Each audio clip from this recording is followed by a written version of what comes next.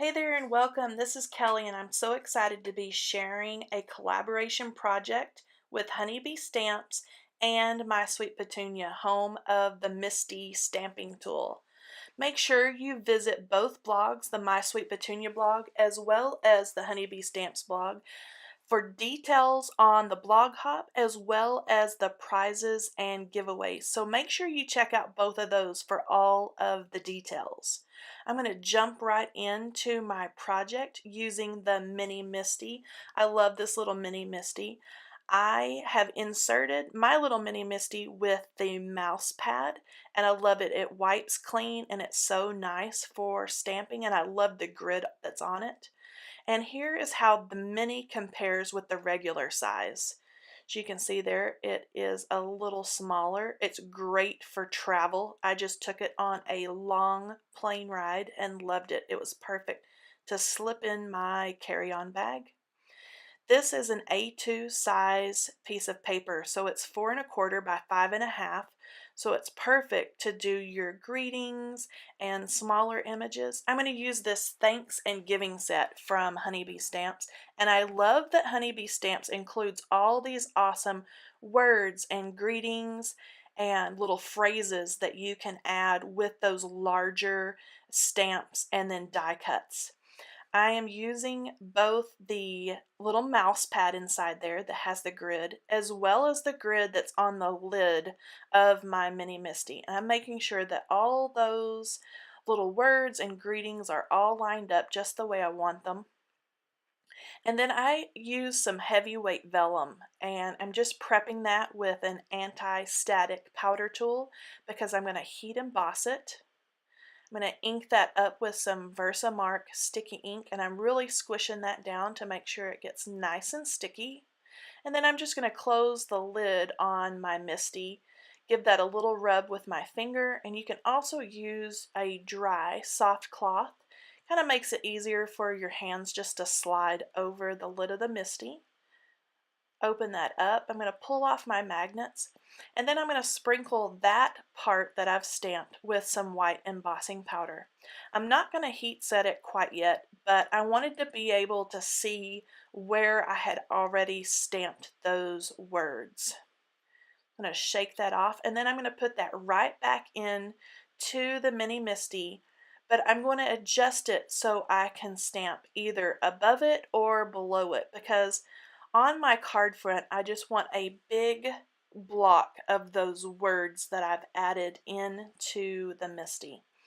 And that's what's so handy about the Misti. So not only can you use it to stamp your images and your sentiments, but also for techniques like this when you want to stamp something over and over again.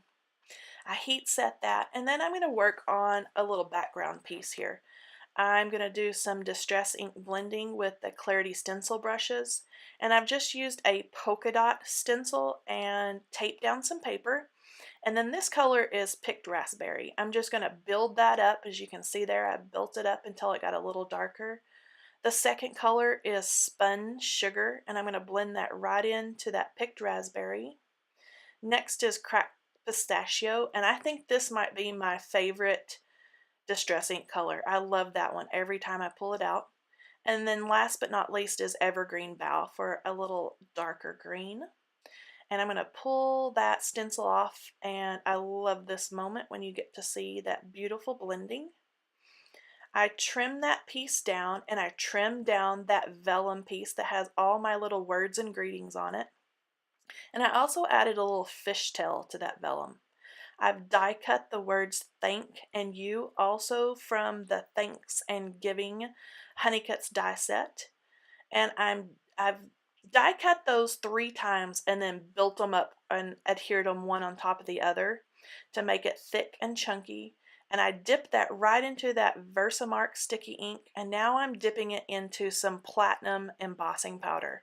I'm going to use my yucky tweezers. I have a set of embossing tweezers that I use for projects just like this.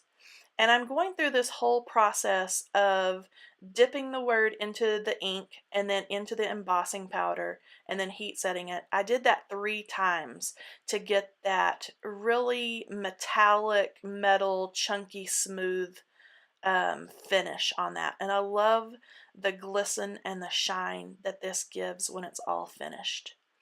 I used some foam tape. I just added to the back of that Distress ink blended background there. And I'm going to pop that onto a matching cardstock. And then I'm going to use some Ranger Multi-Medium in the matte finish just to dab that on to the back of my die cuts. I want to make sure that those get really good and sticky because some ink and embossing powder did get on the back. So I want to make sure I get a good amount on the back of those die cuts. And I'm going to add just an acrylic block over those to make sure that they get stuck down really well. Last but not least, I'm going to add some clear dewdrops from Honeybee Stamps onto the project just for a little extra, just little interest and shine. I love these. They're like using clear sequins, but just add a little dimension and a little interest. I love the way those look on the Distress inks. Here's a close-up at that stamped vellum banner and the die cuts with the layers and layers of platinum embossing powder. I just love how those turned out. Make sure you subscribe to the Honeybee Stamps YouTube channel. We have lots of fun things coming up in the near future. And make sure you follow along and don't miss anything in the Honeybee Stamps and My Sweet Petunia blog hop. Have a good day. Bye-bye.